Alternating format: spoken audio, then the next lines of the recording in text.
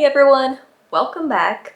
Today we are going to explore the life and style of one of the most elegant people walking earth nowadays, Kate Middleton.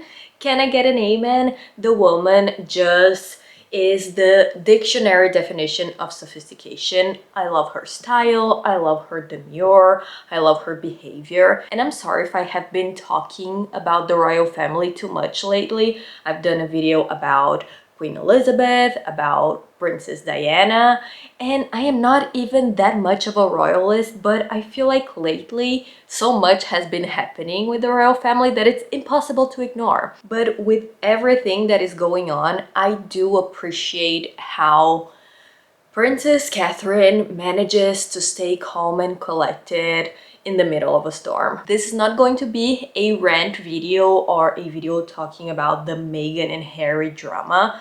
One, because I think we know each other well enough by now for you to know where I fall on that and my opinion. And second, I feel like this has been artificially created by the couple just to get a lot of attention and a lot of press, and frankly, I'm not in the mood to give them the undeserved airtime. So we're just going to skip to the part with the person that actually has something to share with us and to teach us, Catherine, the Princess of Wales. Kate's style path began as that of a normal upper-class teenager in England. A little cheeky, very casual, sometimes trendy. Think low-rise jeans, kind of random color palettes, weird accessories, poorly made party dresses. You know, she could have been in the cast of Laguna Beach at the time. But everyone has a fashion past. Just like us, Kate just wanted to enjoy her youth, her beauty, her freedom. You know, I cannot blame her for that. But once she started being more integrated into events, appearances with the royal family, and especially after she married William, she just evolved into what I think is a perfect modern lady. Someone who looks gorgeous, self-confident, not exaggerated, someone who follows protocol, and who I think very positively portrays the House of Windsor. The New York Times, I think, put it perfectly. Kate has mastered the art of fashion diplomacy as a person who understands that once you become so visible and so microscopically followed, what you dress actually does send a message. Kate takes advantage of events like royal tours and encounters with heads of state to use fashion as a tool and have these moments of style be a reflection of the respect and the honor that she feels for the countries that she visits. Many times you will see her in clothes that match the flag of that country or that maybe carry some sort of element that is inherent to the culture. It is extremely interesting how everything is very planned out. So you're not just throwing things randomly. Her wardrobe really does speak a message. Just a few stellar examples. In this case, she was sporting a bunch of shades of green during her trip to Ireland. As we know, Ireland is known for green. So she really made sure to incorporate the color into her wardrobe. This gorgeous, bright, flowy number, I think this was by Roxanda, to pay tribute to Jamaica's flag, in this beautiful kurta in black and white. I think that's how you pronounce it. If there are any Pakistani in the audience, please correct me. But I think it's so gorgeous how, even though she is from the West, even though she has available all of the most amazing, incredible designers from Europe and from the US, she still shows respect and pays homage to the local culture by what she dresses. In Paris, wearing Chanel, of course, I think it's just interesting. It's interesting how her clothes also talk. So maybe she's just there posing for pictures, smiling, but her outfit does send a message. And she also knows how much of an impact her wearing something can have on the life and the sales of brands or designers. And for that reason, she also is a big ambassador of British fashion. So she's always wearing brands from high street like Reese to really high-end like Alexander McQueen and Jenny Peckham, but she really does take the British brand of fashion all over the world. And I think that is very noble, extremely useful as well, because whatever the woman wears sells out in a matter of hours. So she's really helping commercially. But international relations is not the only tool, the only guide that Kate uses to plan her outfits. I think she's also extremely savvy about dressing for the right occasion.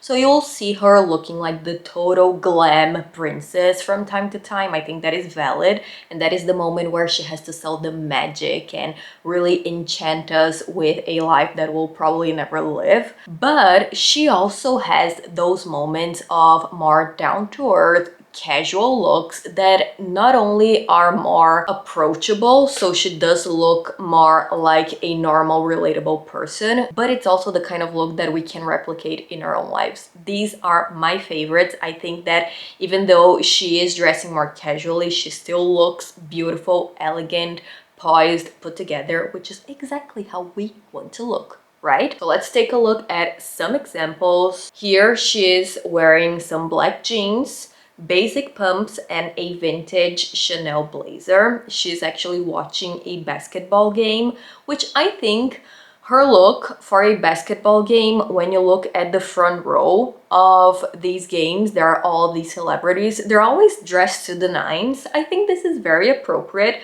Still looks regal, still looks chic and classic, but a little bit more laid back. Maybe you wouldn't wear this to a basketball game, but you could totally wear this to work, for instance. And I also love this shorter gold chain paired with the closed double-breasted blazer. This is such an easy styling trick that anyone can achieve.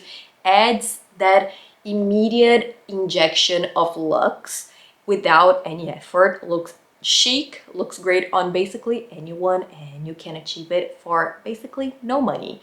Go to Zara, get yourself a nice little blazer, which Kate sometimes does, so you know, she's just like us. Get yourself a beautiful kind of bold chain necklace. You're channeling your inner Kate here. Taking dressing with a theme to the most literal version of it. Here she is in a sailing event, and she has this very preppy, very navy type of look with the striped sweater and the high-waisted shorts with gold buttons and a pair of Supergas. I think this is super cute. You guys know how much I love that navy feel. Not only for a boat, but maybe for an end of summer breezy day where you need a sweater but you don't have to cover yourself up too much. But if you don't want to be too sailory, you can switch it up a little bit. So keep the striped sweater and maybe go for a pair of trousers, add a blazer, and you got yourself a beautiful casual yet sort of elevated polished look. And as any true Brit, Kate loves a sweater, or as they like to call it, jumpers. That was so embarrassing. Jumpers. But I do think that she manages to make sweaters chic, a little bit more elegant, is because one, she does have her hair styled to the nines every time. We don't have the time to get our hair styled so often, but maybe when we do style it, we can be a little bit more laid back with our clothes and maybe put it up in a bun or a high ponytail when you are wearing something more elegant. So less work on the hair, more work on the clothes, and vice versa. Also, the fact that she has this beautiful radiant smile on her face every time does make her sweaters a little less frumpy. And Kate's style team knows that once you're creating a fashion icon, you do have to have kind of a fashion blueprint.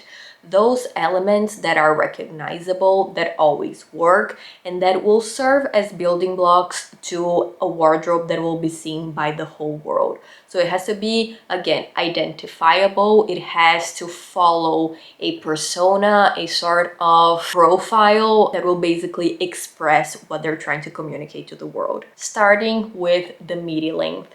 You guys know I talk about this all the time, broken record. I am obsessed with a pleated midi skirt. It's that magical piece on your wardrobe that once you throw it on, you need basically nothing else. You just need a very simple top, some pretty shoes, and you got yourself a beautiful look. Kate, of course, is in on the secret of the midi skirt, and she really takes advantage of it. For example, how ravishing is this all red look? Two pieces, super wearable, easy to find in any price range. Love it. The color is stunning. This is more of a pencil version of a midi skirt, which I also think is lovely and very chic. Not all of us have her slender figure, her very thin athletic body, so maybe you would feel like you couldn't pull this off. But if you are more curvy and have a more hourglass figure, I do think this would look beautiful on you. This is something she wore in Pakistan as well. Who said you need ugly shoes and bad sportswear to go rock climbing? Okay, maybe this was just 15 minutes for a photo op, but still, doing mountain chic with the earthy tones, the flat suede boots, and a straight line brown suede skirt. Winning combination. She throws on a sort of shawl and a little vest to get more into the style of the region. I love it. Then we move on to coats. Kate understands that just like the pleated midi skirt, a good coat can make an outfit.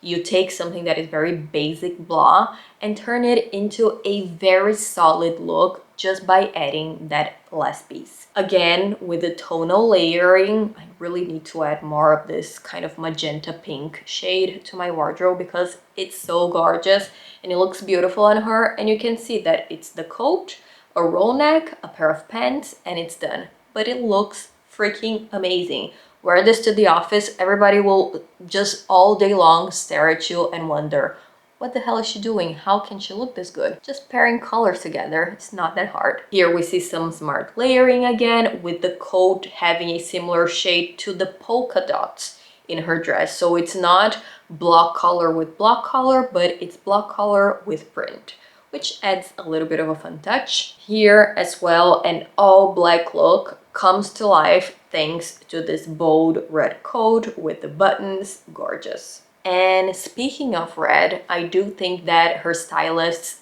do color very well. The palettes that they put Kate in are fun, are visible, are noticeable, but still tasteful, which sometimes is kind of hard to do.